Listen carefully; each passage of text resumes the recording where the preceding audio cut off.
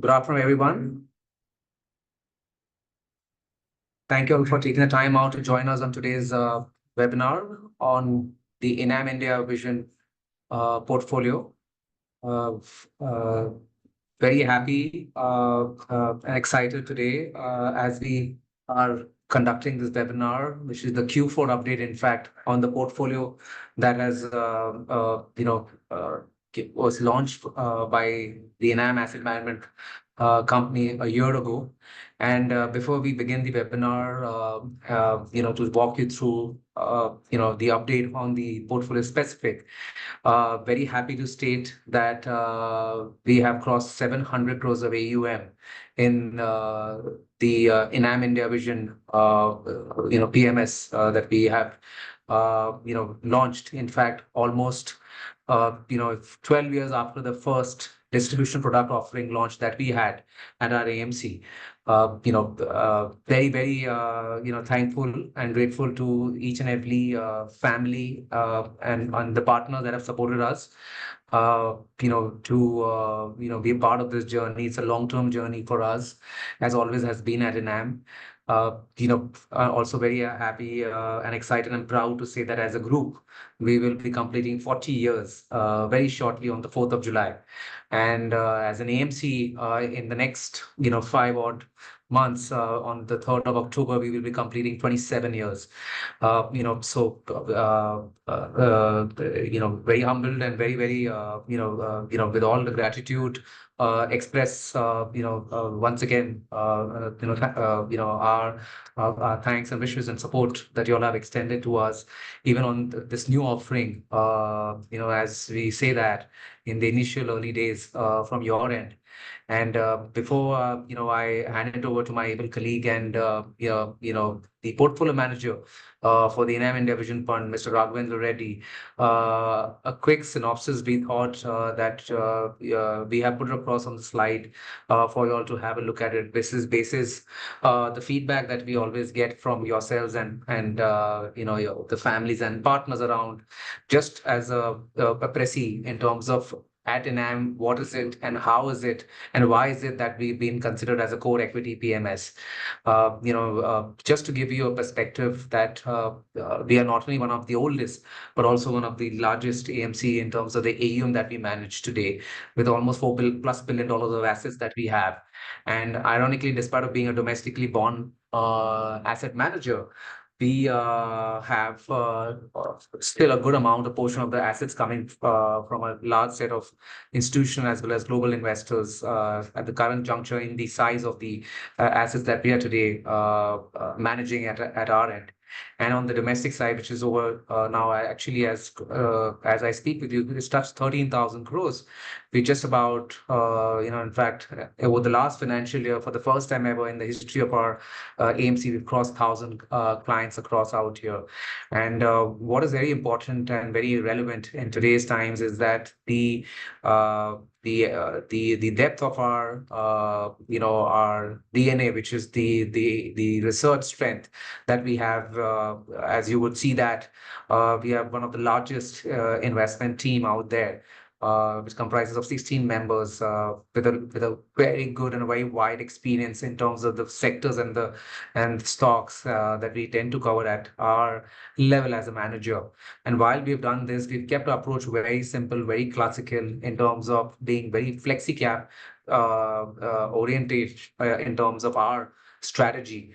And while we've been focused and concentrated in our approach, which is how we have always, evolved over the last 27 years, almost as we speak across, we've kept it very, very, very, simple and consistent from our thought process of investing and following that process. And very important for you all to know is that, and which is also a very important factor of our differentiation, is not only about the way we have generated our returns and the alpha over a period of time for the strategies that we have managed over the course of our journey, but it's the way we have managed the risk. And that's something at Enam is what we are always known for and looked upon for, the way we at all points of time have a calibrated approach, not only in terms of the quality of the portfolio, but even in terms of the quantity. That's something which is very, very, relevant for us to get the large mandates and the large participation and a very, very long term, orientation that we tend to have and enjoy with our families and partners that have been with us. And as always, we at our end have followed certain principles, being socially responsible investors. We are one of the oldest investors in this part of the world, following a socially responsible investing, as you would be knowing. So, no tobacco, alcohol, gambling, or meat-related products or sectors that have been participated out here. And as an AMC, we've been JIPS compliant for a very long period of time, and very happy to state that as we've always approached and followed, we've never had a lock-in on our strategies. We don't even have an entry or exit load in the strategies that we are as an AMC that we intend to offer. So, without taking too much time across, further, I would request my colleague Raghavendra to give you an update in terms of the strategy that you have invested in and participated across from your end. And, he'll give a perspective in terms of the way we are looking at the current macro journey as well as the micro journey, more importantly, on the portfolio aspect. We will open the chat box for you to post the questions during the discussion. We would encourage a lot of questions from your side, as we always have received, and we are more than keen to have it addressed as much as possible to the best of our ability in over the course of next 30 to 45 minutes from our end. So, over to you, Raghavendra, to take the families and the partners.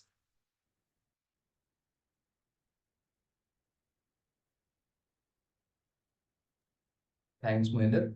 A very good afternoon and a warm welcome to all the clients and partners who have joined our portfolio update call for Enam India Vision Portfolio.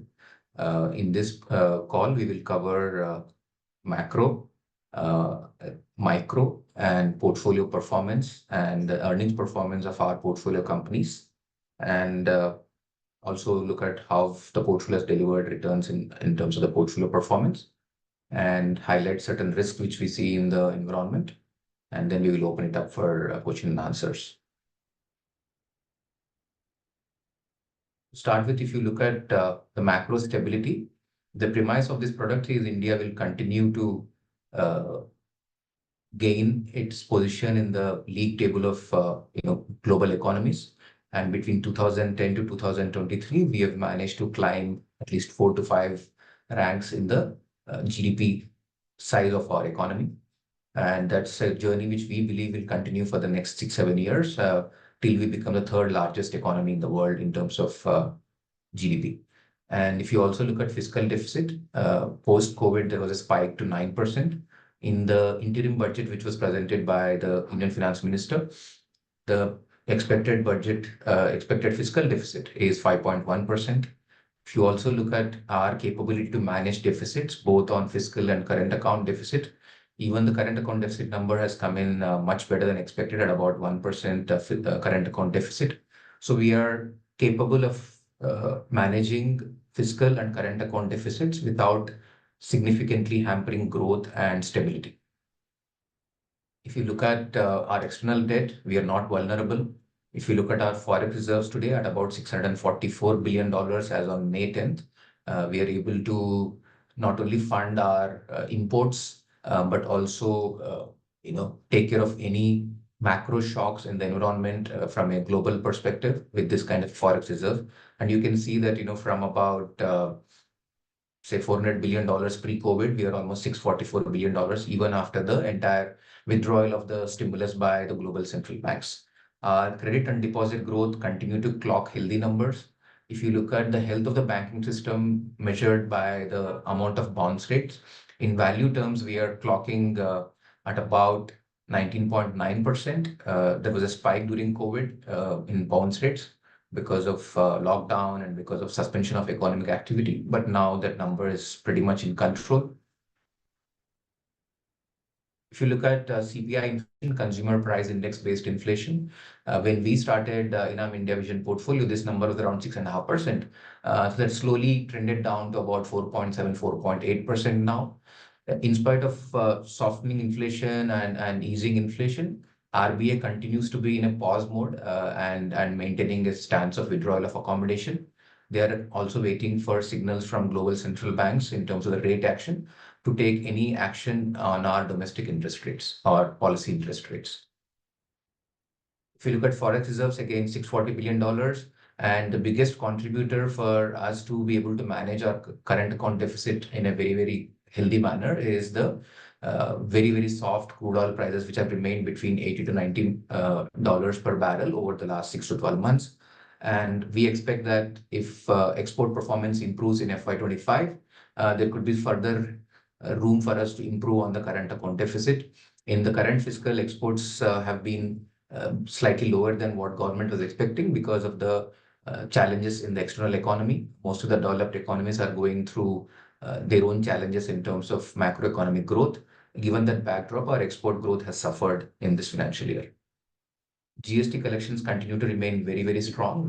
This month, we've crossed 2 lakh crores, monthly run rate in terms of GST collections.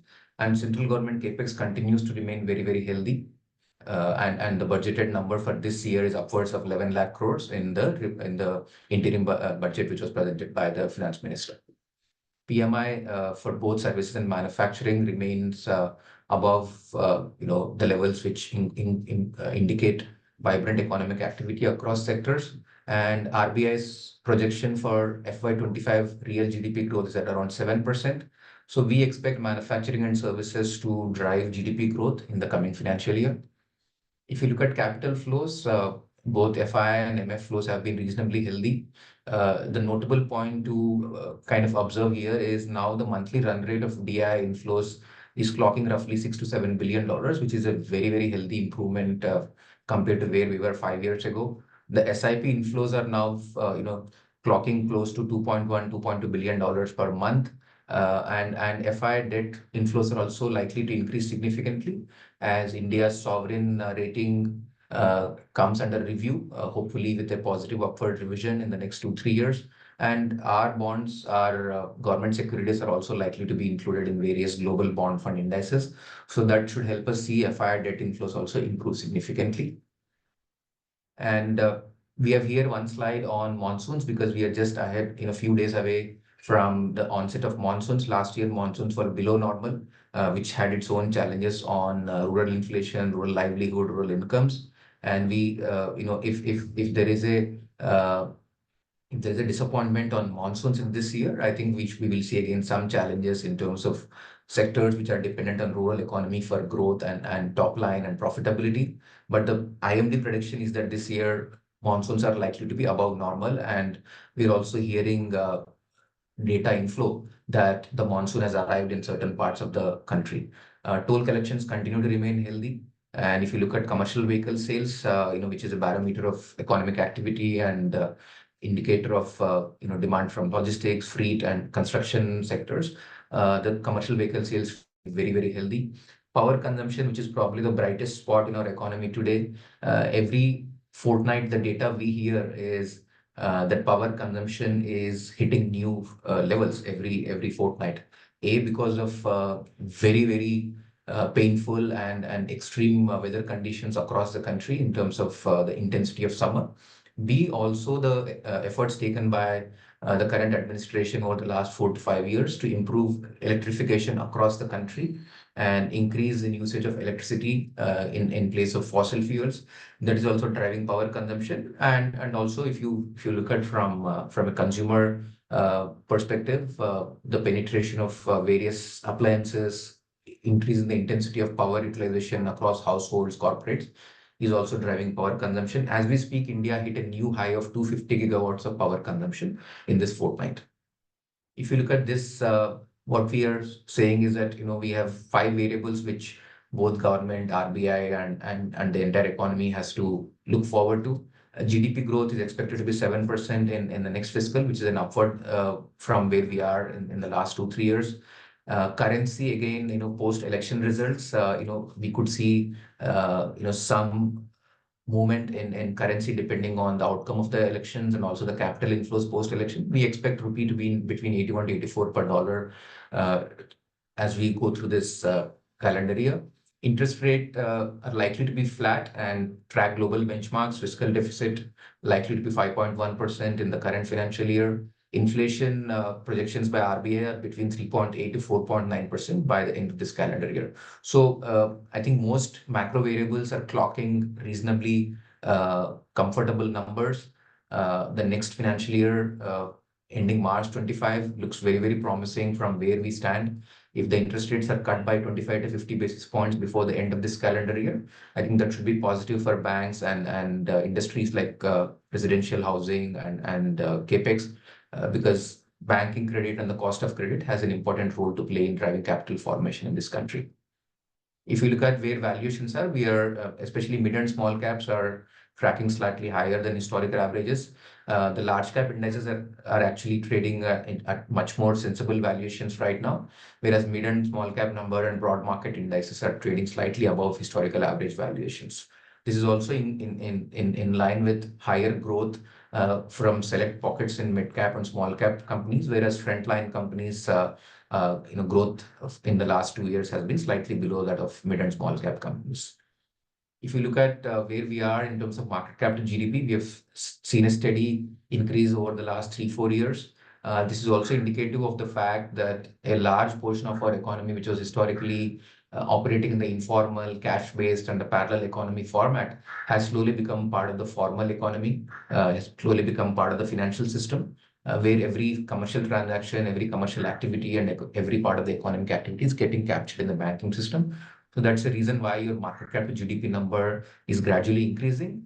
And also because the fact that more and more sectors are getting captured in the listed market with increasing number of listings from newer and newer sectors. You've seen ROE improve for non-finance companies and significant amount of deleveraging over the last 4 or 5 financial years. So all non-finance companies with debt equity higher than 1, their debt to EBITDA metric and share of debt as a percentage of their balance sheet metric both have improved phenomenally over the last 2-3 years. As I said, market cap to GDP, after remaining in a band of about 90 to 100%, is actually seeing a moment of breakout that it's clocking above 100% for a significant span of time. We also believe that India as a economy, both in terms of stability of that banking system, our commendable job done by our central bank in managing COVID, post-COVID, and pre-COVID situation is getting increasing recognition globally. And as a matter of fact, I think RBI's all-time high dividend to the government of India, which could actually reduce fiscal deficit by anywhere between 20 to 40 basis points, is also giving us a lot of confidence that our market cap to GDP number should sustain, in a very healthy number as we go forward. And corporate profit as a percentage of GDP, the previous peak was about 6%. We expect that as we see profitability for corporate India improve over the next 3-4 years, we should go back to around 5.5% kind of a number, which is corporate profit as a percentage of GDP. If you look at our portfolio thematic positioning, secular consumption is about 77% of the portfolio, which is India-centric. Global, which is export-oriented businesses, is about 12% of the portfolio. We have a small 3% allocation to agrochemicals, which falls under the cyclical portfolio, cyclical segment of the portfolio. So what we believe is domestic economy is clocking much better growth and return ratio numbers compared to companies which are oriented towards global markets and external markets. Even within that, we've ensured that we're participating in industries where domestic market has a salience of about 30-40%. Typically, companies in pharmaceutical sector is what we are participating in the global sector right now. If you look at our market cap composition, 56% is large cap, 18% each between mid and small cap, and about 7% cash right now. The top 5 sectors of the portfolio are about 58% currently, which is a reasonably concentrated and a focused portfolio.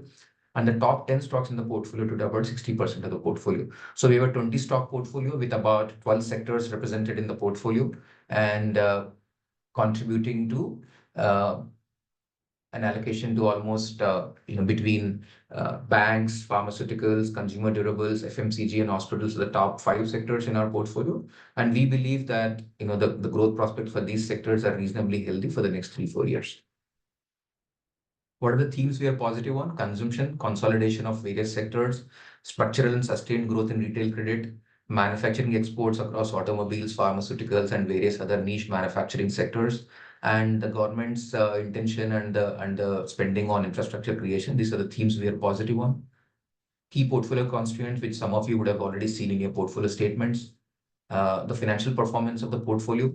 In this quarter, banking sector clocked a profit growth of 10%. Ex-financials, we've seen EBITDA growth of 11% at a portfolio level and PAT growth of about 19%. At a portfolio level, I think we've seen 9% revenue growth, about 19% earnings growth. Within the portfolio, I think we've seen very good amount of earnings growth from automobiles, FMCG, telecom, pharmaceuticals, and agrochemical sectors. Growth from banking, some select companies in consumer durables, organized retail, and home improvement were a mixed bag. We are seeing some companies go through a little bit of stress in this quarter, but long-term trend for our portfolio companies is intact. The earnings growth number is now clocking at close to 19%, and the consensus portfolio earnings CAGR for financial year 25 and 26 is about 25%. And we believe that this level of healthy growth is a very, very solid driver for our portfolio returns. We've seen significant improvement in margins and earnings in select companies, companies like Divi's, companies like Sumitomo, companies like HDFC Bank. We've seen significant improvement in margins. And in terms of which are the sectors, which are stocks which have outperformed in terms of EBITDA performance, is companies like Havells, Varun Beverages, Maruti Suzuki, Global Health, which is Medanta.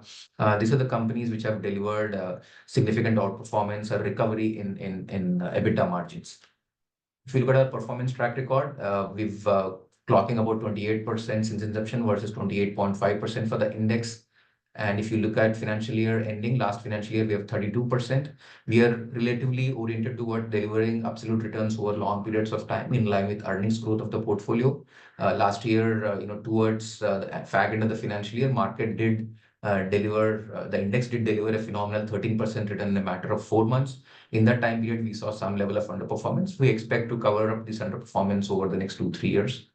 And in terms of our case study, we've covered a company called Varun Beverages, which is one of the largest portion in our portfolio.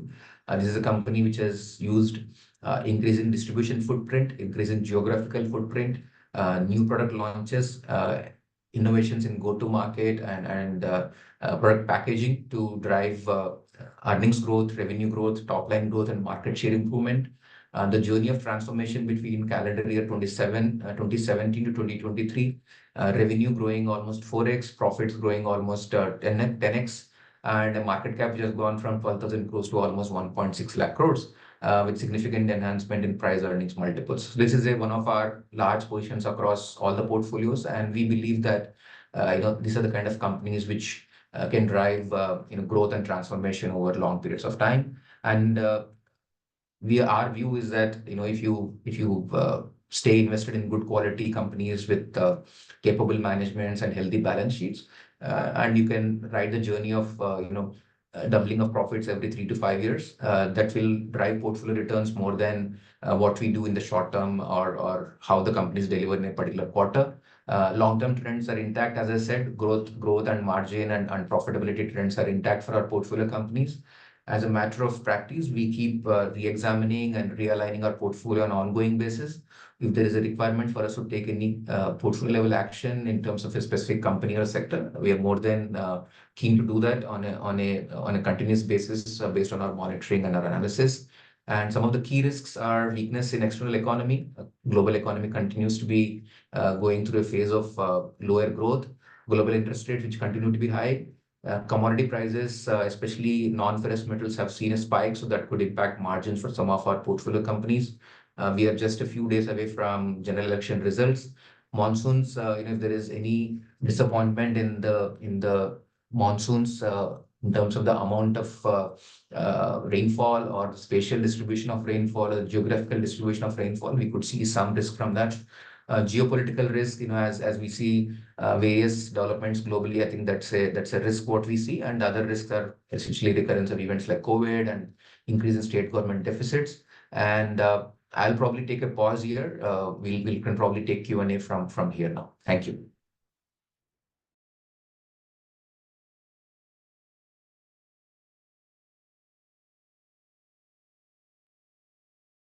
Thank you, Raghavendra. We'll open the session for Q&A from the participants. Please feel free to post the questions and any information that you would like us to answer in the chat box that is open for you all to post across.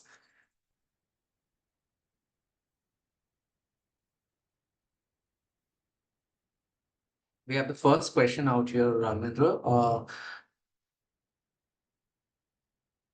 It's what we believe, what is the macro or the market conditions that is needed for the portfolio to narrow its catch up in the last 6 to 8 months in terms of the performance that has been affected, as you had mentioned across on the one of the slides.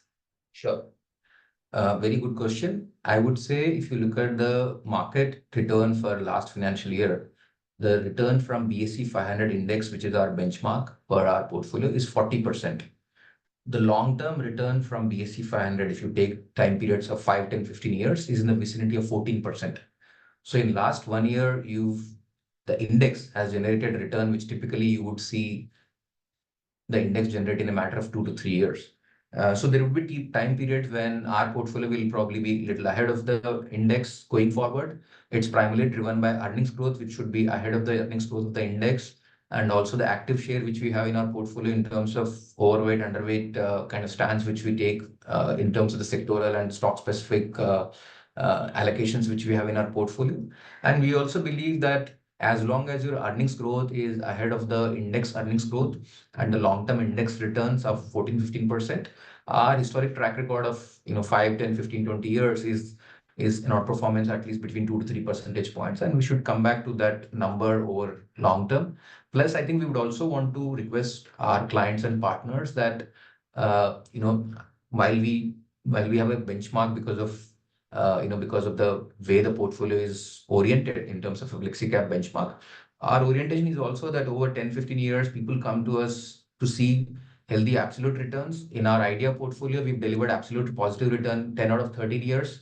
And out of the 3 negative return years, 1 year is the COVID year. So if you take that out, almost 9 out of 11 years we've delivered, 9 out of 12 years we've delivered positive returns. So we do have a benchmark which we endeavor to outperform.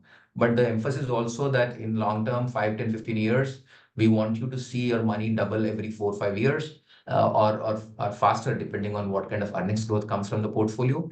And we would constantly, as I said, review and realign the portfolio to reflect our views and any course correction which is required from a individual stock or a sector perspective, and that should see our numbers improve. And I think we should also, any investor who joins or invests in our portfolio should give it at least 3 to 5 years before starting to measure the portfolio performance vis-a-vis the benchmark performance. At least 3 to 5 years is what you should give it. Thank you. We can take the next question, Mohinder. Thanks, Raghavendra. There's talk of change in the capital gain tax rate. If there's any expectation and what could be the impact on the markets and the portfolio, if any? I think we're probably a few weeks away from the union budget, and any significant change in the favor of equity as an asset class should reduce the cost of capital for equity investors. Once you pay tax on any capital gain, that gets loaded onto the cost of capital. So any favorable treatment for equity investments because of the fact that equity is a slightly more risky asset class, and also provides growth capital for the economy, helps in capital formation, helps in giving risk capital for various businesses, that should be positive. Thank you. The next question, what about investing in defense and power sector and any companies that are likely to benefit from the demand of AI, artificial intelligence? Sure. We are currently examining some interesting opportunities in the power ecosystem. Defense, we don't have any current uh, thoughts in our minds to invest in the defense sector. Any industry or any company which is directly involved in production of arms and ammunition, we might be staying away from those industries. But definitely the power ecosystem, we are examining and looking at opportunities. Power as a sector is going through a period of very solid growth in the last 6 to 12 months, and the kind of demand increase we are seeing in power, should be very positive. But being a very heavily regulated sector where the government and the regulator can decide the ROE which a power generation company can earn on the capital they have invested in the business, becomes a little challenging for us to what kind of forecast we do on earnings and growth and return ratios. That becomes slightly challenging. We as a philosophy stay away from very heavily regulated businesses, anything to do with commodities, infrastructure, EPC. These are industries which are very regulated and have very opaque balance sheets with challenges in predicting and actually generating free cash flow for our investors in these businesses. So we tend to stay away from, but power is an interesting ecosystem. We are looking at that. And AI is just like what information technology was many years ago. As we speak, the usage, the complexion, and the way AI can be used uh, for uh, for enhancing business competitiveness, enhancing the quality of decisions businesses make, right from a pharmaceutical company trying to invent a new chemical entity to a hospital which is trying to improve diagnostic effectiveness, to a retail chain which is trying to figure out what design will sell in the next season. AI can be used across many applications to enhance market share, to enhance outcomes for businesses. And this is an ever-evolving phenomenon. And banks use AI today to make lending decisions for retail for retail borrowers. You can in fact get loans from certain banks in a matter of minutes. That's probably AI and data and machine learning being used by banks to actually automate and to some extent you know bring more efficiency into underwriting and decision making. So it's an all-pervasive kind of a area evolving right now. Even some of the best experts in AI don't know what will be the shape and size and the way in which it will affect businesses and general performance of companies in various sectors. So it's an interesting space to watch, and we should uh, look at the trends and then take a call on what kind of impact it will have on businesses. Thank you.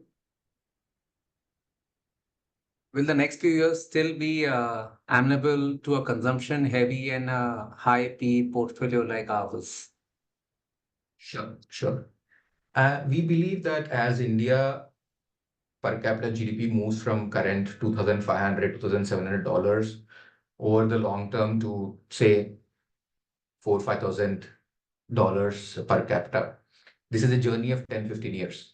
But this is to give an example of what an FMCG company would say, from using a single soap in the family to a moving to a journey of a face wash to a body wash to a shampoo to a deodorant. So the opportunities for premiumization, from using one shoe for every application to a sneaker to a sports shoe to a formal shoe to a pair of special application shoes. I think there are multitude of opportunities across a lot of consumption sectors like jewelry, footwear, apparel, home appliances, air conditioners, which has seen solid growth in this summer season, and beverages, which is again not a staple product, but an outdoor specific and a occasion specific consumption product. So we see multitude of opportunities across various consumption sectors driven by premiumization and driven by increased disposable incomes. If you look at automobile ownership, performance of companies like Maruti Suzuki in our portfolio,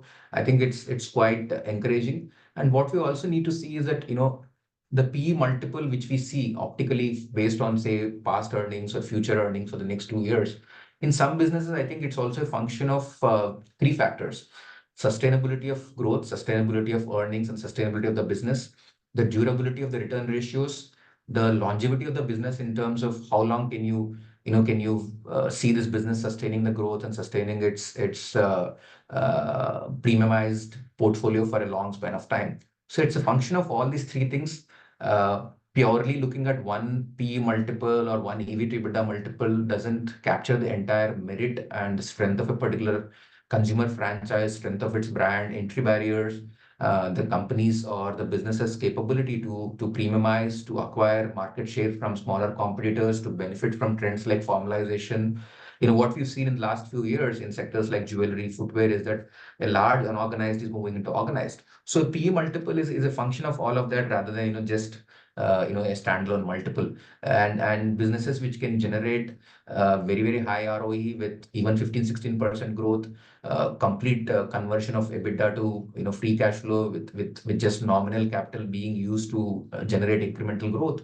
Those businesses will always command a premium, and we are cognizant of the fact that when you pay premium multiples, you also have to control your risk by judicious position sizing in the portfolio, and ensure that if you buy one expensive or one premium franchise, you also complement that by buying franchises which are undervalued, which are going through temporary periods of stress.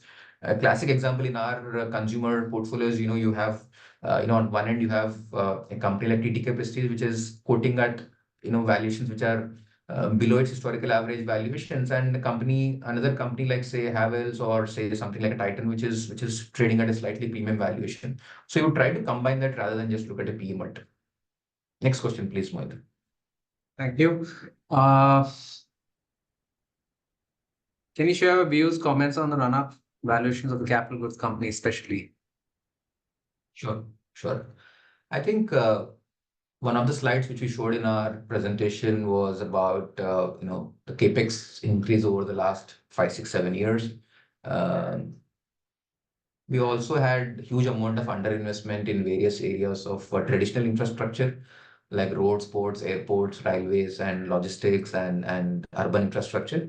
And there has been a significant investment in newer areas of infrastructure like metro networks, uh, renewable energy, power transmission, and energy storage, creating new charging infrastructure. These are the new areas of infrastructure which we are seeing, a lot of order inflow from both government, urban bodies, and corporates, small, big, and micro. So we are seeing capex as a large theme. And what we've also seen is over the last 10, 15 years, there has been a shortage of execution capability because a lot of large infrastructure companies which existed 15, 20 years ago don't exist anymore.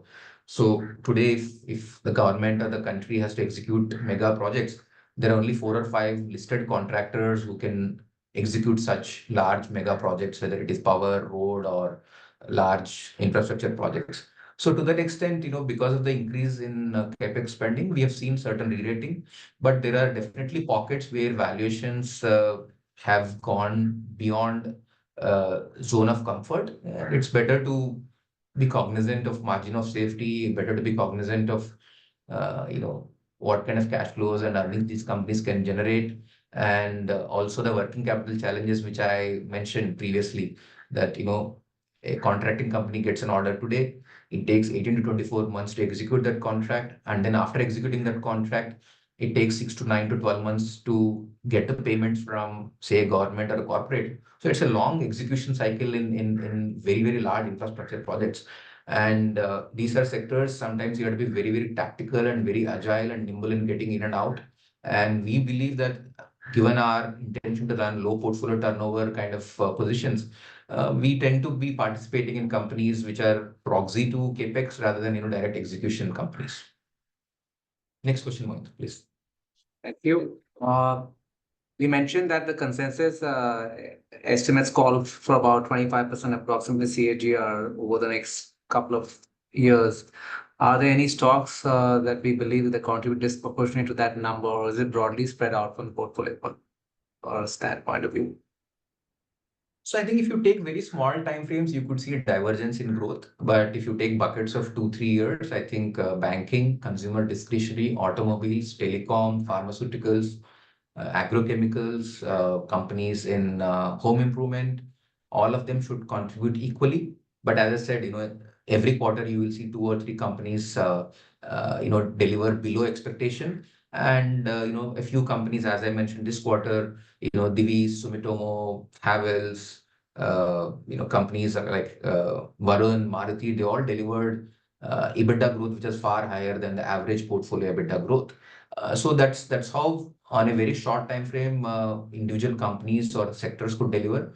But if you take time buckets of 2, 3, 4 years, we believe that largely most companies should contribute to earnings growth. But given that we have very, very high exposure of 60% to the top five sectors, it would be fair to expect that, pure mathematics, that, these top five sectors will contribute disproportionately to the earnings growth of the portfolio. Next question, please, Mohinder. Thank you.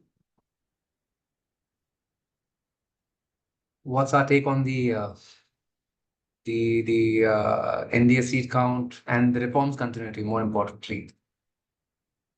I would say we are just a few days away from the actual outcome of the elections, and we don't, as a house, we don't put out any views on the election outcomes, and as a philosophy also, we don't do any event-based investing or event-based portfolio timing.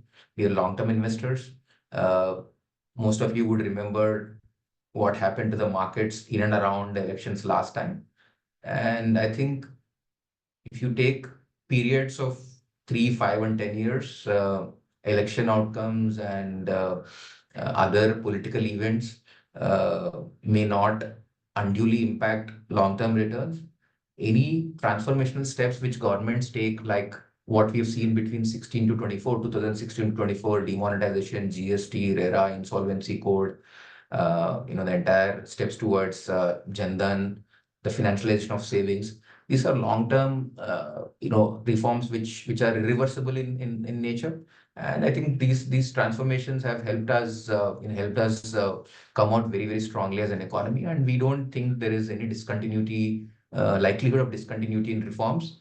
We can argue about or have some difference in terms of what we expect as a pace of reforms and what the government actually delivers or what the administration actually delivers. But I think we are on a very, very solid footing, whether it is energy security, food security, the strength of our banking system, the healthcare system. I think post-COVID, pre-COVID, we have demonstrated that, whether it is administering 2 billion vaccines, I think we've seen a lot of benefits of reforms and the investments we've made in healthcare, investment we made in telecom, investments in financialization through initiatives like UPI. I think they're all well in front of us to see the benefits of reforms, and we expect continuity in reforms. Next question, please. Thank you. Key takeaways from the Q4 earnings. I would say we shared some of it in the slide where we covered earnings growth. I would say banks are yet to fire the way we expect them to fire in terms of earnings growth. If that's what your question is, this quarter, I think banks are still in the process of adjusting to a higher cost of deposit, a very, very challenging liquidity scenario. Some of the banks are coming out of a 40% attrition number. That's a very, very high number for banks which employ, say, 1 lakh people.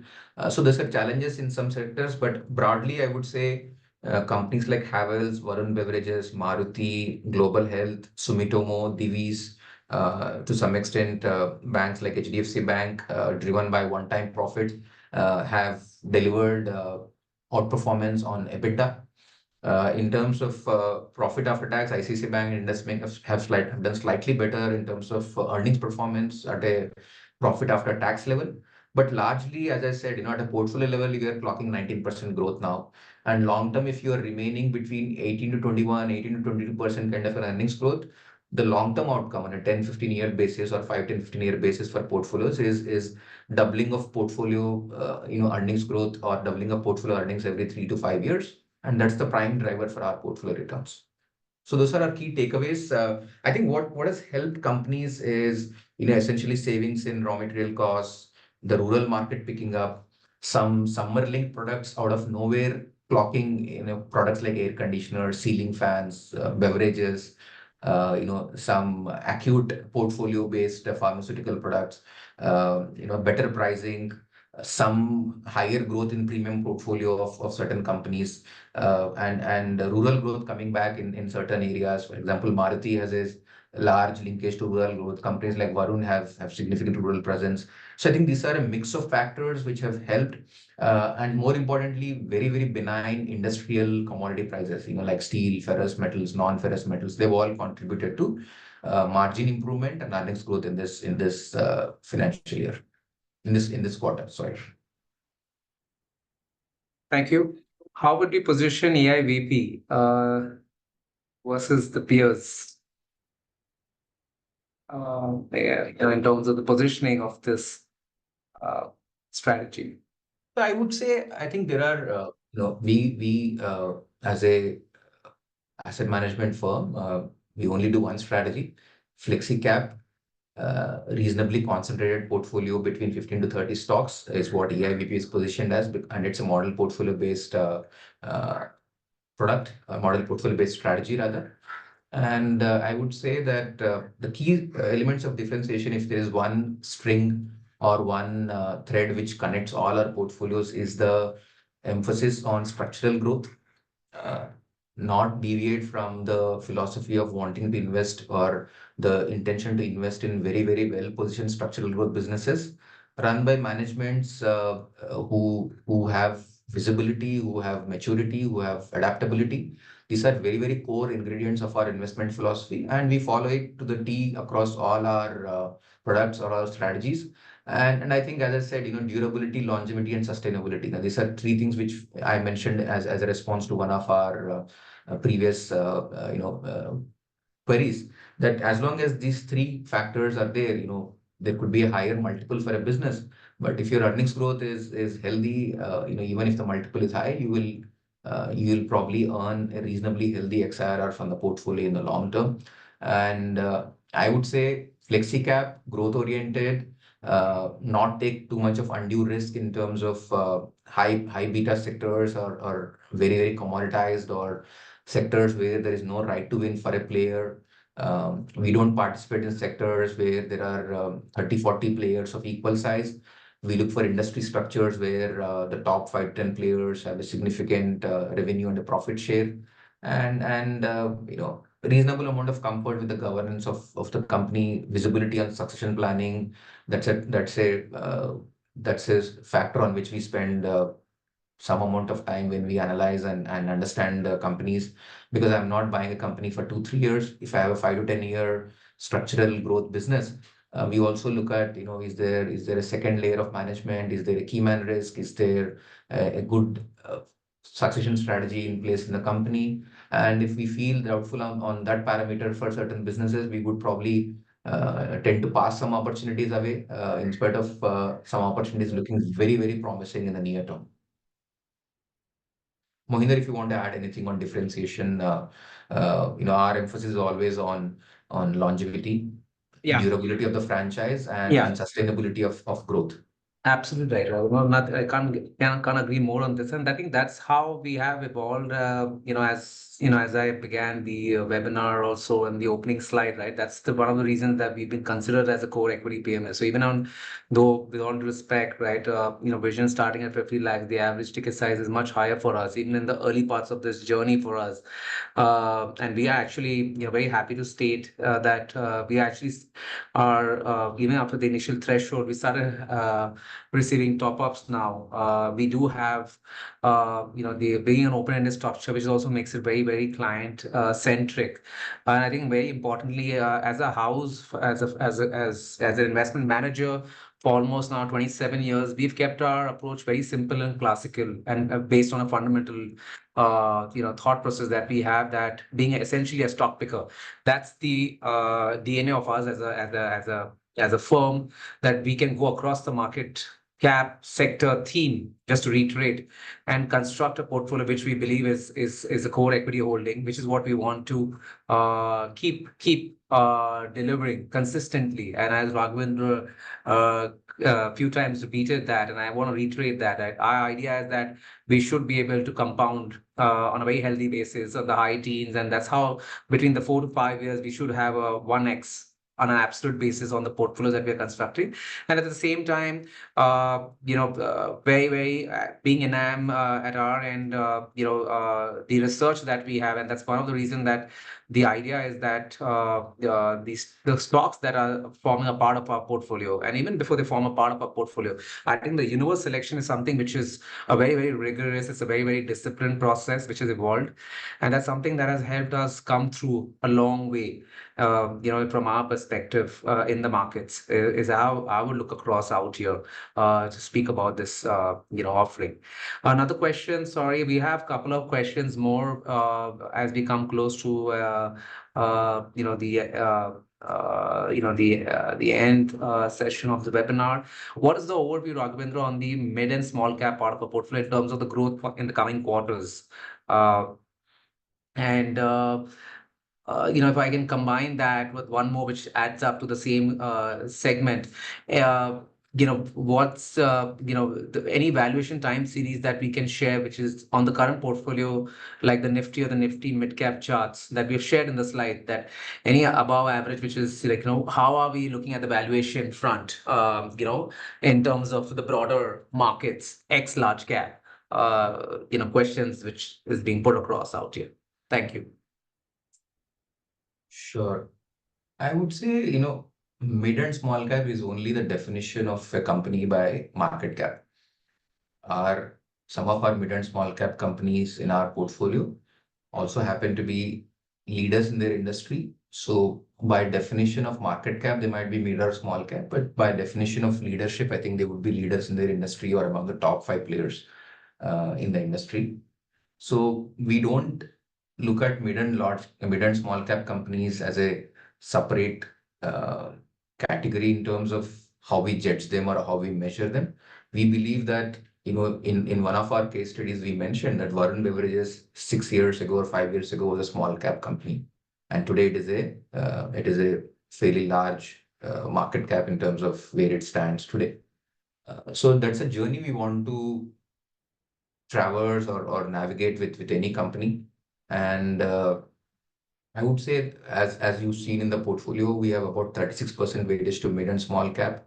And that's a space where some of the companies are going into opportunities where the growth journey, for example, in a hospital business, the growth runway for the next 3, 5, 10 years is very, very good.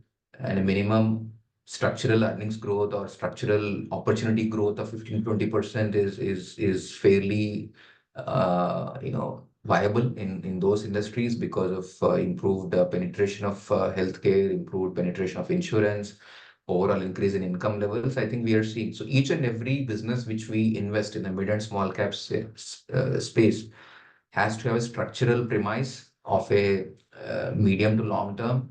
And these premise is always put to test when the actual results come on a 2 to 3 year basis.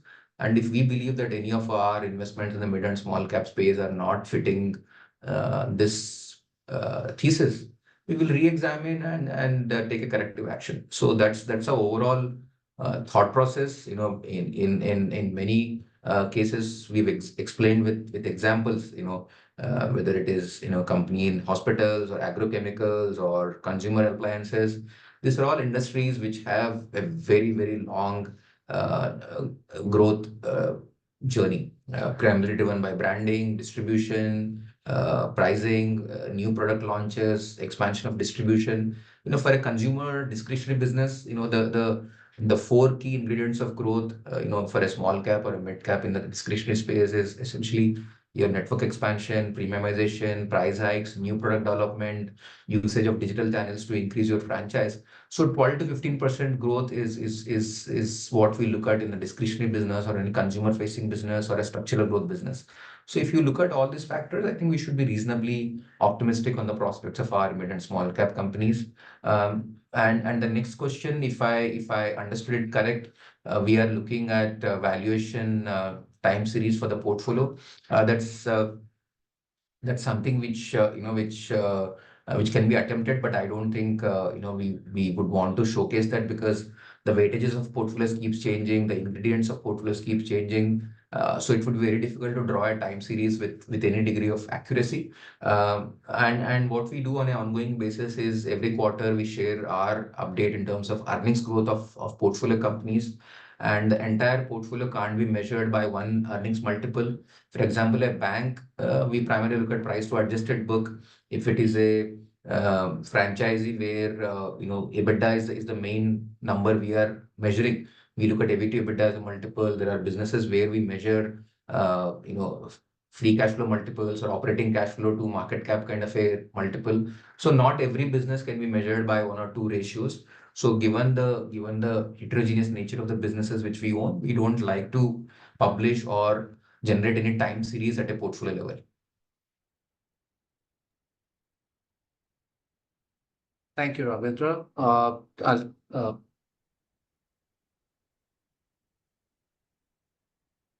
Since we called out on Varun Beverages in our slides, and given that the focus is on consistent compounding, do we think that Varun, being almost 9% of the portfolio, can compound even from the current $20 billion market cap? I would say we are very optimistic on the prospects of the business. They have not only enhanced distribution, product portfolio, market share gains, operational efficiency, usage of various efficiency measures to improve margins, right from measuring how many grams of PET and sugar and water and recycling and fuel is used in distribution and production. So it's a company which has demonstrated superior levels of execution with a focus on maintaining balance sheet quality and maintaining growth. Uh, Incrementally, I think the geographical expansion in India is largely in front of us. They control majority of the Pepsi bottling capacities in this country, barring one or two territories. Incrementally, we would also see that they are entering a lot of markets in Africa where Pepsi has an insignificant presence, and Varun has been successful in helping Pepsi improve market share, wherever they've entered. And thought process like this and long-term expansion, newer market entry in overseas markets should give them long-term growth. But we should also be patient with these businesses that, we have given it already 6 years. And we believe that, the next 4, 5, 6, 7 years could be very, very promising for them. And, market caps is an absolute number. And what was a large cap few years ago is today getting categorized as a mid cap. If you see how the economy changes, how our GDP increases, the size of the businesses also keeps changing. So we should not be very unduly focused on just the market cap of a company, but as an absolute number. Thank you, Raghavendra. The last question as we wrap the webinar.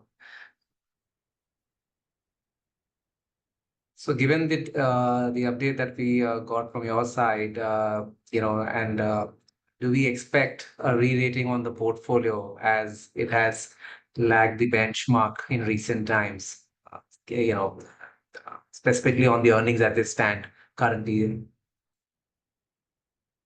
We expect actually as companies start delivering growth, as companies start delivering much better numbers over the next 3, 4 years. I think that's a natural outcome, and we should be patient, long term, stay true to the process, and stay true to the positioning of the product, and the outcome will be should be visible in the next 2, 3, 4 years. All right. All right. This is the last question of the webinar. Any further questions? I don't see that across right now. We have exceeded our time now. It just close to 1 hour as we see that. Happy to have any further questions offline also addressed to us. We do have a YouTube channel as on Enam where you can actually subscribe to and also have access to the past recordings of the webinars that we have conducted across. Very, very, excited as we say that, at this current juncture, with the Enam India Vision Fund having completed over a year plus now, from the launch that has happened across for us, given the feedback that we got from a lot of yourselves, to have an offering which could be more accessible from our point of view. It's been a pleasure to have you with us. So we conclude the webinar. Thank you all for attending. We hope you have learned and also enjoyed this discussion from our end, and we did you know you know did enjoy from our end at least, and the question that you have put across. And in the coming days, do feel to reach out to us for any further query that you may have. And we will be uploading the recording of this webinar on our YouTube channel, as well as on digitally. We will be, giving an access to the request that will come through. So thank you all. Wish us luck to all, for the coming year ahead. Good luck, and thank you on behalf of Enam AMC.